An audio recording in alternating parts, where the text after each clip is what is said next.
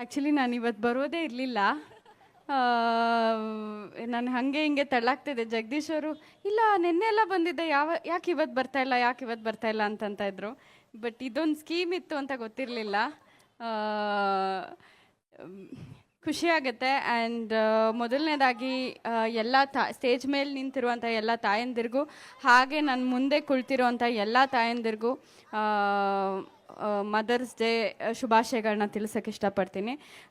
ಜೊತೆಗೆ ಇವತ್ತು ಅಂದರೆ ನನಗೆ ಮಾತಾಡು ಅಂತ ಹೇಳಿದ್ದಾರೆ, ಬಟ್ ನನಗೆಲ್ಲೋ ಇನ್ಕಂಪ್ಲೀಟ್ ಅನಿಸ್ತು. ನಾನು ಅಥವಾ ನಮ್ಮ ಫ್ಯಾಮಿಲಿಯವರೇ ಸ್ಟೇಜ್ ಮೇಲೆ ಬರೋದು. ಸೊ ಐ ಜಸ್ಟ್ ಥಾಟ್ ಎಲ್ಲರೂ ಬಂದರೆ ಅದೊಂದು ಸೆಲೆಬ್ರೇಷನ್ ಇರುತ್ತೆ. ಯಾಕೆಂದರೆ ತಾಯಿ ಅನ್ನೋ ಪದಕ್ಕೆ ಬೆಳಗ್ಗೆ ನಾನು ಸುಮ್ಮನೆ ಕೂತ್ಕೊಂಡು ನಾನೇ ಯೋಚನೆ ಮಾಡ್ತಾ ಇದ್ದೆ. ಹೆಂಗೆ ಅಂದರೆ ಒಬ್ಬ ನನ್ನ ಇಬ್ಬರು ಮಕ್ಕಳು ಹ್ಯಾಪಿ ಮದರ್ಸ್ ಡೇ ಅಂತಲೂ ವಿಶ್ ಮಾಡಲಿಲ್ಲ.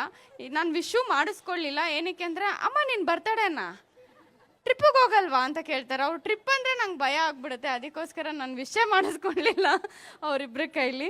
ಬಟ್ ಈ ಒಂದು ಸಂದರ್ಭದಲ್ಲಿ ತಾಯಂದಿರು ಎಲ್ಲ ಈ ಸ್ಟೇಜ್ ಮೇಲೆ ನಿಂತಿರೋದೇ ಬಹಳ ಒಂದು ಖುಷಿ ವಿಚಾರ.